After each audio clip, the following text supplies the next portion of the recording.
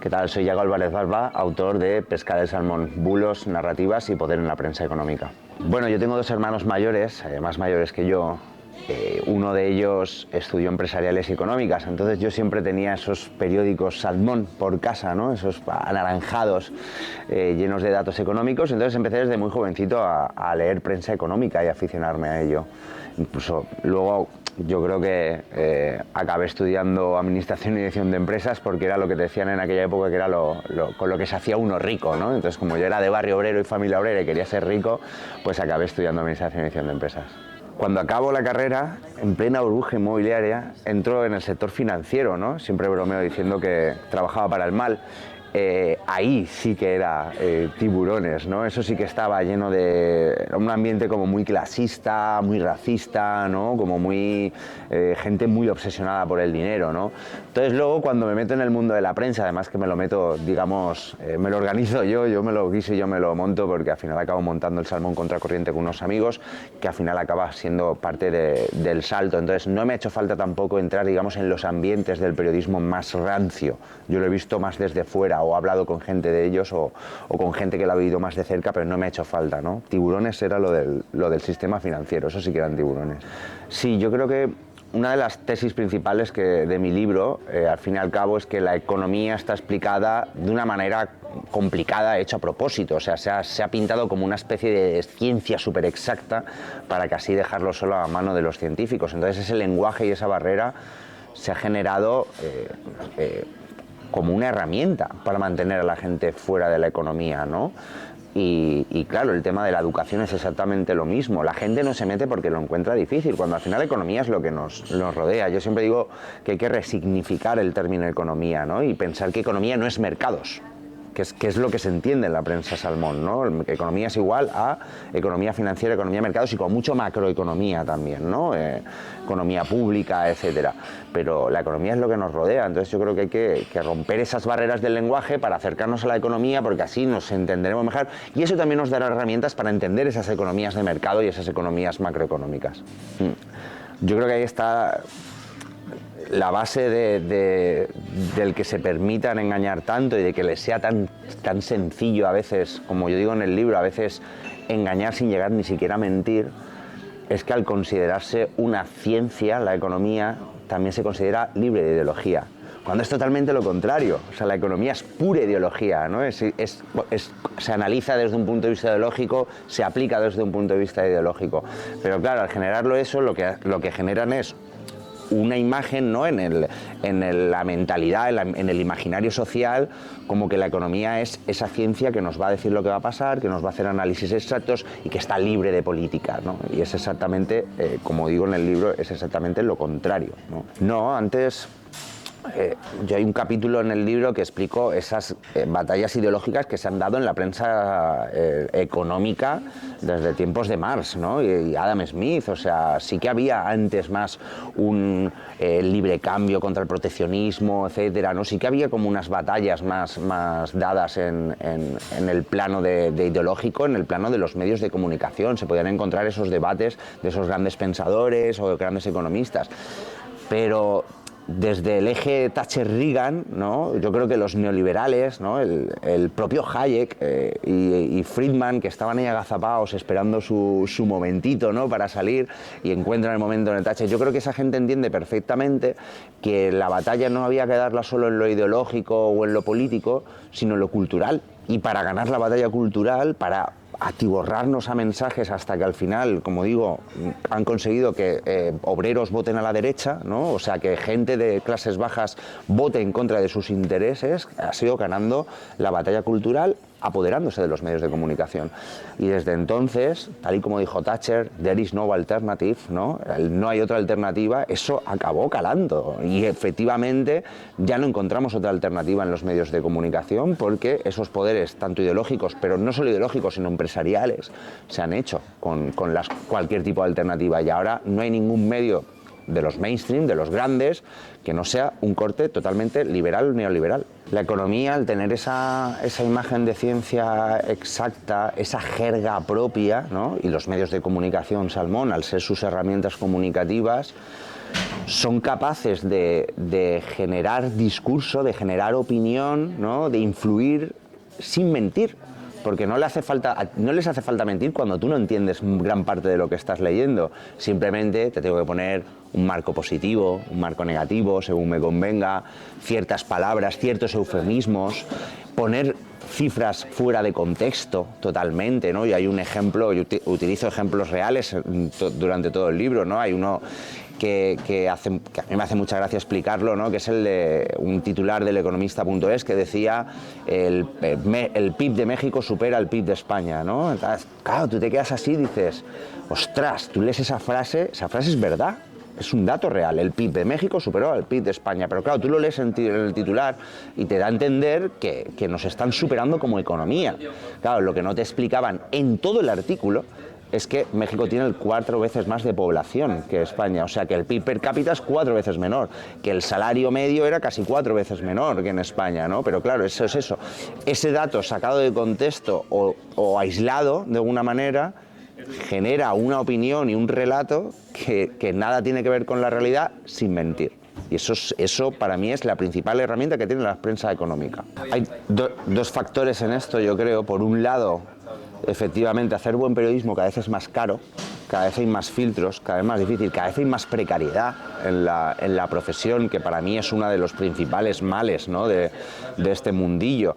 Al pobre currela que le están apretando para que escriba 3 piezas en un día, pues va a tirar de notas de prensa, no va a comparar mucho, no va a buscar muchas más fuentes, etcétera. Eso por un lado. Pero por otro lado, efectivamente, está el tema de que mentir es muy fácil y muy barato, ¿no? Y crear medios de comunicación, incluso crear páginas web en las que se publican información, más que crear medios de comunicación, es totalmente barato ahora mismo. Entonces se ha generado ahí una democratización del bulo, que le llamo yo en el libro, ¿no? Que es como se le hablaba mucho de la democratización de la información con el nacimiento de los medios online, pero también ha habido una democratización de herramientas de mentir y de engañar a la gente. Entonces ahí yo creo que ha sido como una polarización bastante peligrosa, y efectivamente generar una contrarrespuesta, generar un buen periodismo que desmienta los bulos, cuesta muchísimo más tiempo y recursos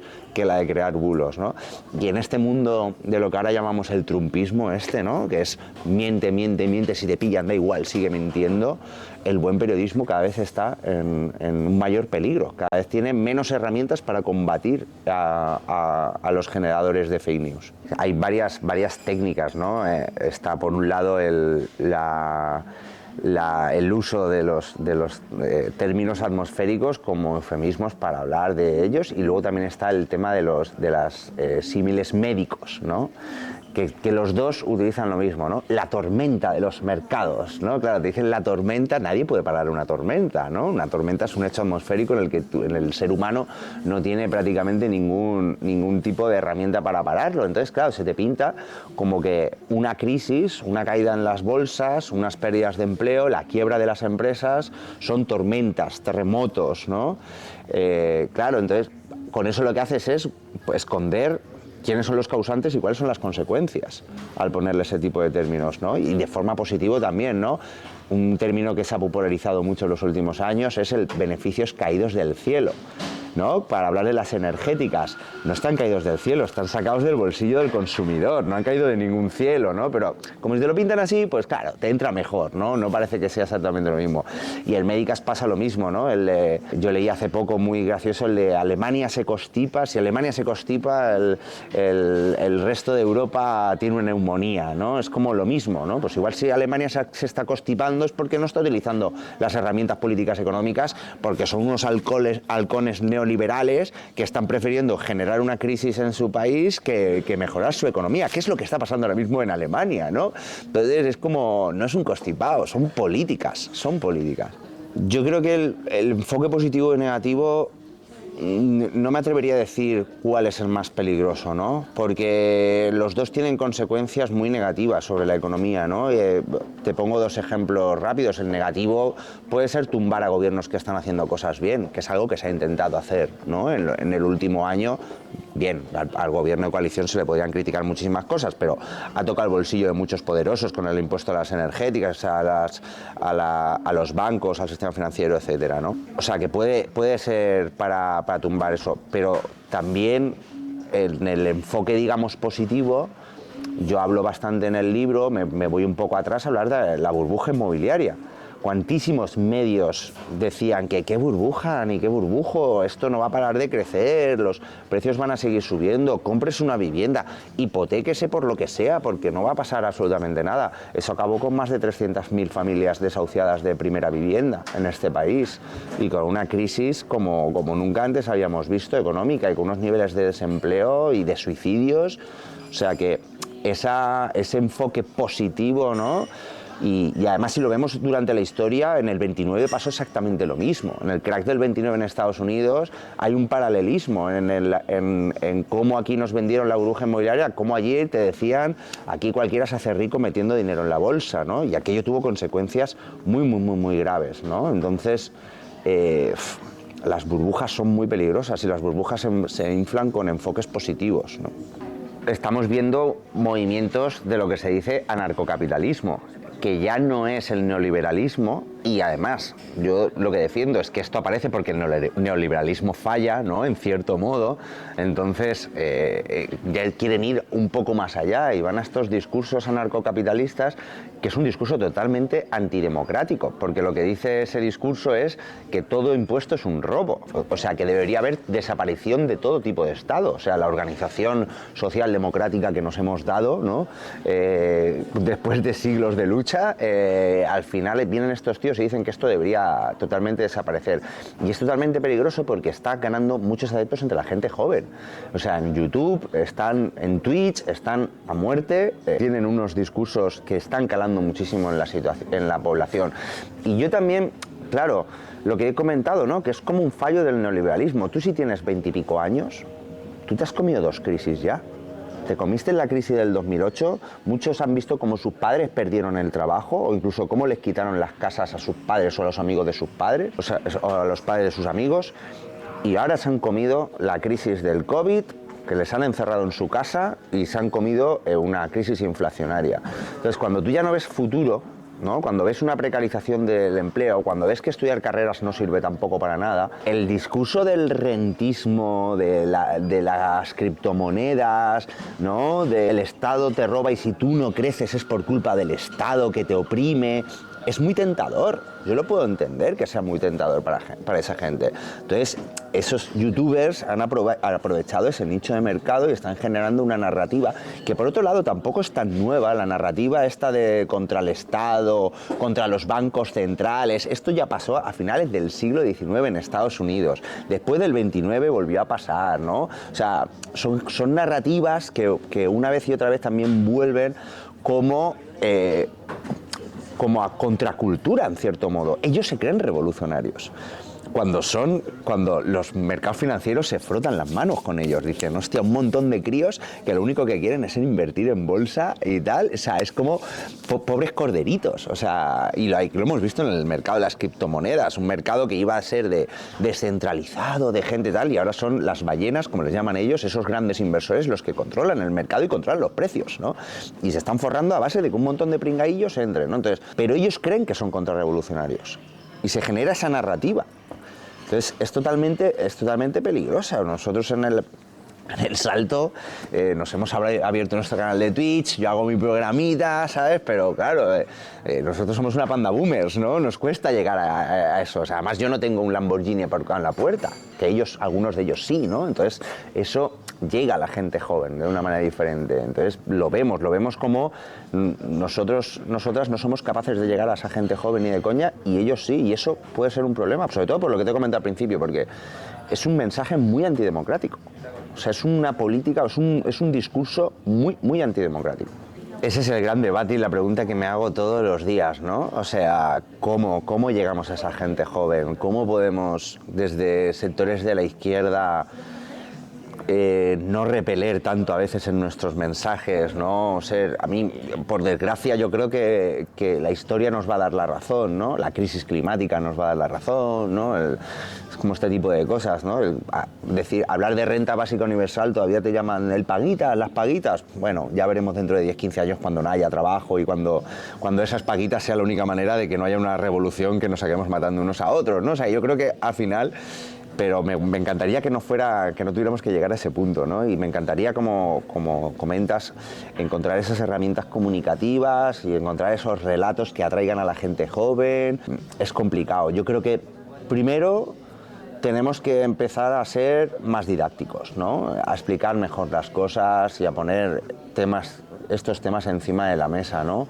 Y empezar a construir también un poquito desde abajo, ¿no? De empezar a no confiar en que 4 políticos nos saquen de esta o que 4 comunicadores sean los que convenzcan a todo el mundo, sino también empezar a generar estructura, ¿no? A generar red, porque al final algo que ha hecho perfectamente el neoliberalismo es individualizarnos, ¿no? Es separarnos, ¿no? Empezó, como digo también Thatcher, pegando porrazos a sindicalistas, ¿no? Pero la propia cultura neoliberal capitalista lo que hace es dividirnos de una manera abismal, ¿no?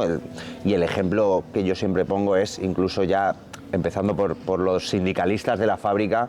Ahora hay empresas donde los trabajadores, la única relación que tienen con la empresa es una app, ¿no? Me refiero, por ejemplo, a los riders, pero cada vez está más extendido esto que se llama la uberización de la economía, ¿no? Entonces, hay que contrarrestar esos discursos de individualismo con discursos del común, ¿no? Pero sobre todo hay que hacerlos didácticos para que la gente la entienda, porque si no, no vamos a atraer a la gente joven y ahí está el problema.